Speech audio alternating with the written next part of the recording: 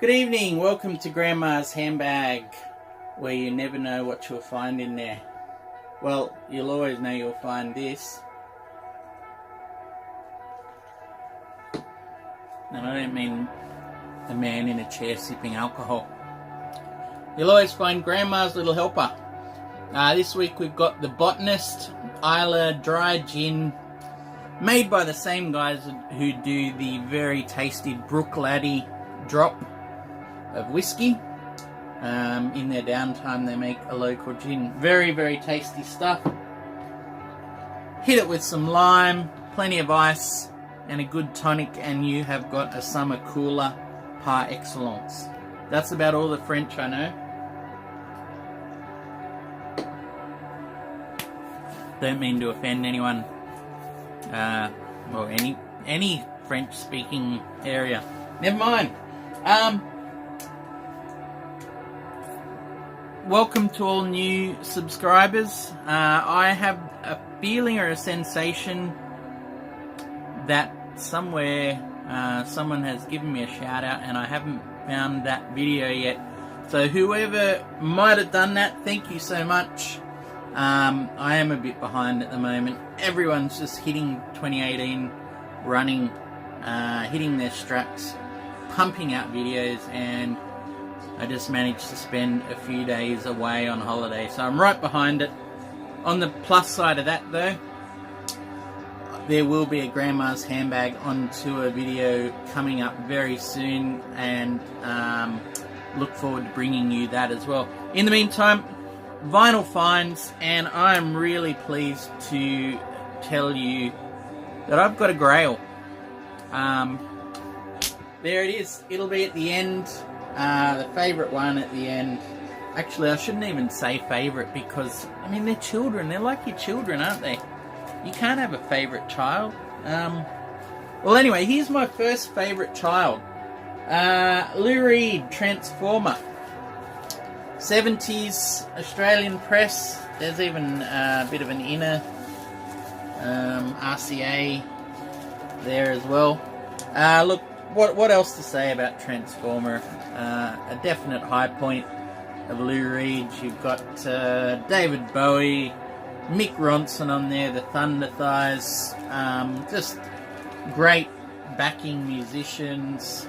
The arrangement talents of Mick Ronson as well. Don't underestimate that. I mean, and just, wow. What can you say? Look, if I'm going to put a deep cut out there, okay, so we all know, you know, Vicious, we all know Walk on the Wild Side, we all know Satellite of Love. If I'm going to put a deep cut, Makeup. Incredible song. Really, it's quite a sexy little number, I have to say. Yeah. Anyway, that's about all I need to say, actually. You probably want me to move on now, out of the creepy area. This one and the next one I was able to swap with a good friend and Christian. Thank you, Christian. I've still got a few more from this swap I have to show in another video, but that was one of the ones. And the next one was Ed Cooper, Electrical Storm. Again, yeah, was able to swap some music and a bit of cash with Christian.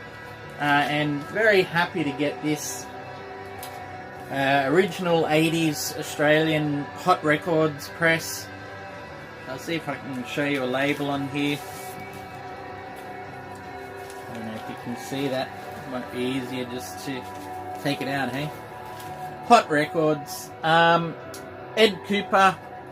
You might know him as guitarist from the Saints, but this is a great, you know, it's a hard power pop album, really good stuff, very tight, taut arrangements. Yeah, great stuff. Don't know what else to say about that. Very, very happy to have it in the collection, and I never actually thought I'd be something of an Ed Cooper fan, but there we go. Alright, the next one. Couldn't say no to this. This was an absolute bargain. Probably about a third of the price you'd find it for here. Got it online. And Led Zeppelin 1, this is a 2014 remaster, but it's the 3-disc version. So you've got the first disc, original album over here, and then you got these two here as the live tracks from 68, 69. So you got Good Times, Bad Times, Communication Breakdown, You Shook Me, Heartbreaker, Dazed and Confused. So look, 2 songs aside, we're talking Led Zepp starting to stretch out even at this early stage, and, you know, morph that blues, late 60s blues into, you know, the hard rock and things that entertain stadiums throughout the 70s. So very, very interesting, great stuff, and like I said, just a great price. I wouldn't have thought I'd be interested, but at that price, it turned out at about $20 US delivered for the 3-disc set. Who am I to say no? Okay, next one. Well, I mean, I could gush all day about this. This is Dylan, 2001, Love and Theft, and if this isn't in the top 5 of any Dylan band's things, and I don't know what's going on. It's phenomenal. Really, really good band. Just tight, whip crack,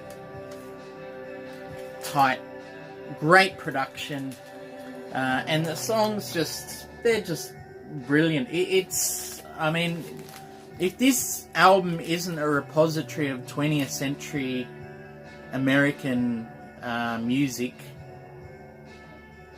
in the very first year of the 21st century, or second, if you really want to call it that, then I don't know what is. This is just an absolute high water point for Dylan, and I think I would generally say there's 3 high water points or areas for Dylan. You know, you got the 60s,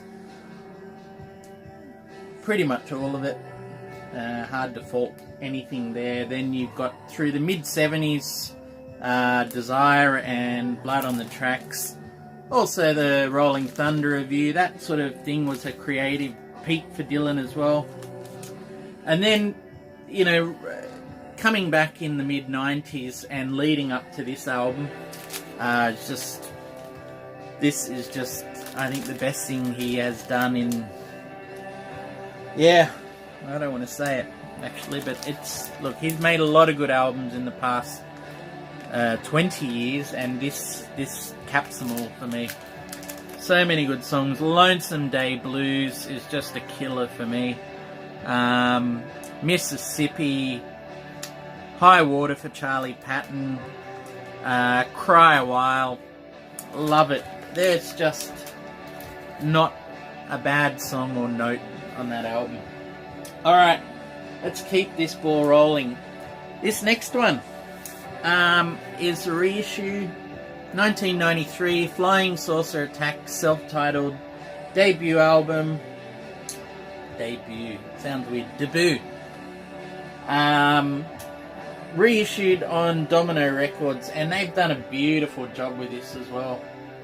Tip-on Staunton sleeves, beautiful, thick, great pressing, sounding really good, which is quite ironic, and I'll get to that in a second. But nice, heavyweight vinyl, beautiful stuff. Such a good job on the reissue. And you can tell they mean it too, because I don't know if you can see that there. Keep vinyl alive. I mean, that's a message that I think we can all agree on. But yeah, Flying Saucer Attack. I'm not sure if people know this. It's, I don't know. I've got some notes here and I'll try and run through them. I reckon it's right at this sort of midpoint or nexus of shoegaze, of lo-fi, of noise rock and space rock. I don't know. It's on the shoegaze side. I would say it's probably most reminiscent of Slowdive, and I sort of mean that compositionally, you know. And meanwhile, texturally, it's sort of closest to space rock. And the reason I say that is because they have this the lo-fi feel and nature of it gives it this absolute sort of whooshing sound, you know, and it's sort of as though the that whooshing sound gives the guitars the distortion. It makes you actually feel like you're being shot out through space. And it was a very deliberate and intentional thing they tried to do. They actually loved the sound of recording onto an old C60 or C90 tape, you know, on a 4-track, and kind of went large for that sound. So it's absolutely lo-fi. You got these trebly and gauzy sort of layers of guitar, but they're all mixed with everything else a long way behind them. You know, the vocals are indistinct. You barely catch a word in there. It's more like a feeling or that. The drums, the bass, they're just so far back in the mix. The drums, you'd be lucky if you can hear a kick drum in there. There might be maybe on one song, and even then it's buried way back. And at times you almost get this tribal feel to the drums. You know, think Mo Tucker's tribal feel in the Velvet Underground. Very, very interesting stuff. There's a couple of songs on here called Popple View 1 and 2, instrumentals, and that's probably also a good indicator of the sound you're going to get. In fact, after I rabbit on for a second more, there'll be a needle drop, so have a listen, see if my words do any justice at all.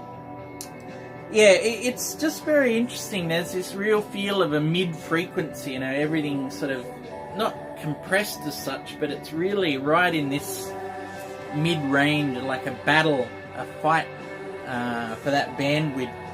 And out of all of that, they have these long, sustained feedback notes that kind of, I don't know, they paint the song or the album. It's a very interesting feeling.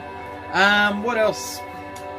The other thing they did was a cover of, I don't know if you can read that there, The Drowners by Suede. So Suede put The Drowners as a song, and I think it was a big chart hit in '93, and within, I'm imagining 6 months or so, Flying Saucer Attack have done this contemporaneous cover of The Drowners, and it feels like they've gone out to trash, you know, this burgeoning glam Britpop anthem, and I think they've done a fantastic job. It's completely irreverent, and it's, I love it. I love it. There should be a needle drop. So see what you think of it. So slow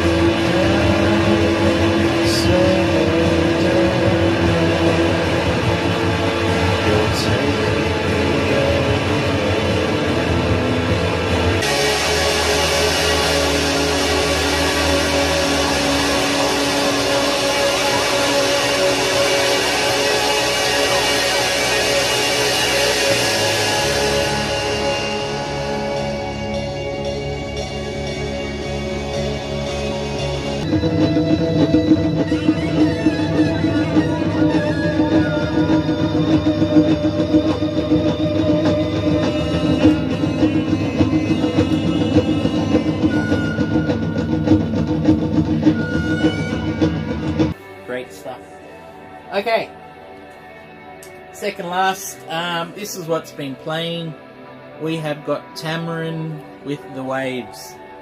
This is a 2010 Mexican summer, limited press, limited because it's numbered 490 out of 2000, but this is firmly in the shoegaze camp as well. Maybe a little more straight ahead shoegaze. You know, all those tropes of the, you know, long and distorted guitars, layers of guitars, sounds and textures. And I think for me though, what wins this album for me is there's actually a real sort of driving bass that second and third albums don't have. I think the bass player left, but in this first one, you know, really craggy, I don't know, and there's times where it feels like it's just sort of leading into torpor, and other times it just motors the song right through. Great bass playing. and it really doesn't carry the songs, but it sort of propels them. So great female vocals as well, and yeah, 2010, good stuff. Got it off Discogs, and I've wanted that for a little while. From New Zealand originally, but on the Mexican Summer label. Okay, it's Grail time. I have to say I never really believed in Grails or that, but here we are.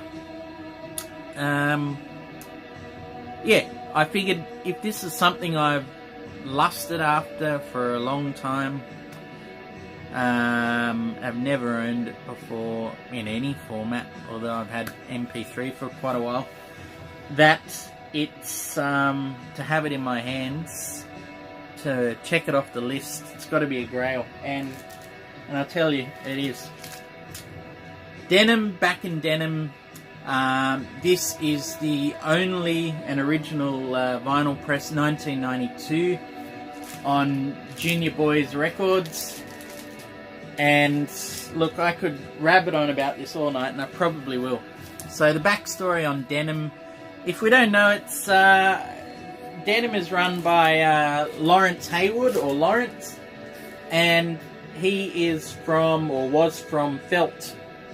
Felt was his band or baby throughout the 80s, and they notoriously, in indie circles anyway, did 10 albums and 10 singles in 10 years and disbanded right at the end of the 80s. And he came back in 92 with a whole new blueprint, and just a continuation from Felt, as in the fabric, to Denim, was his play on words and that. But this album is basically a whole paean to the 70s, a generation he loved, and at the same time, absolutely dismissing a whole decade of his own work and everything that went on in the 80s as rubbish, as worthless.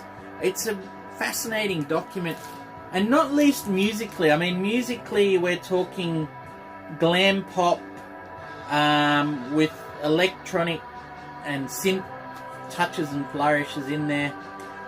This is a very influential album on Pulp, who would go on to do His and Hers and Different Class. They toured with Denim around this time, and were definitely, I can guarantee they were taking notes on this stuff.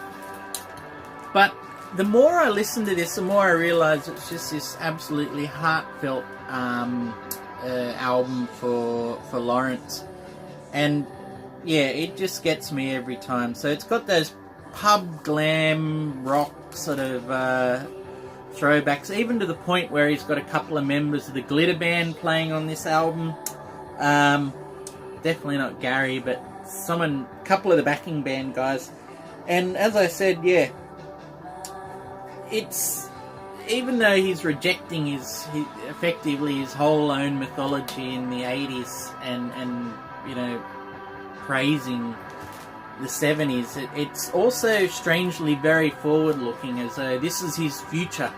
This is what's going to happen, and he's setting out a blueprint. And it's a hell of a blueprint. Whether he ever matched it, I'm not sure.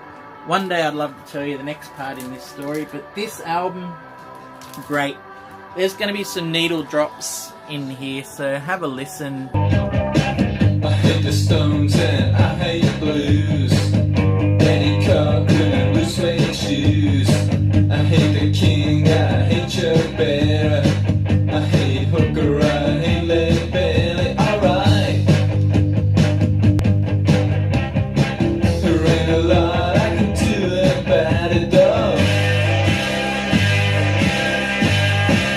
For spare your so-called heroes. In the 70s they had grandmas. There were stringy beards and floppy hats, and men looked like Jesus in crushed velvet flares. I'm singing a song for you again. Look in the mirror, tell me what you see. Is it a face of beauty staring back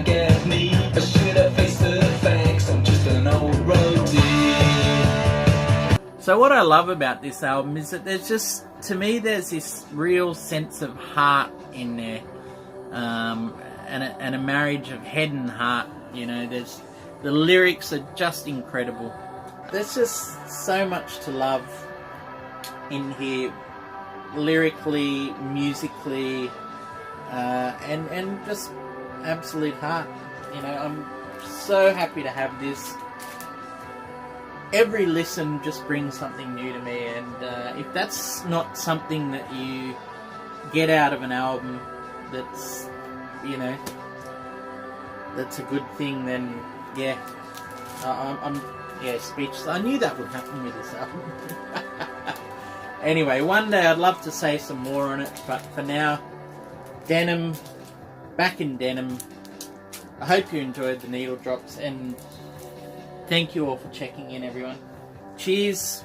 Appreciate you watching, and look forward to checking back in with your channel soon, everyone. So thank you, and good night.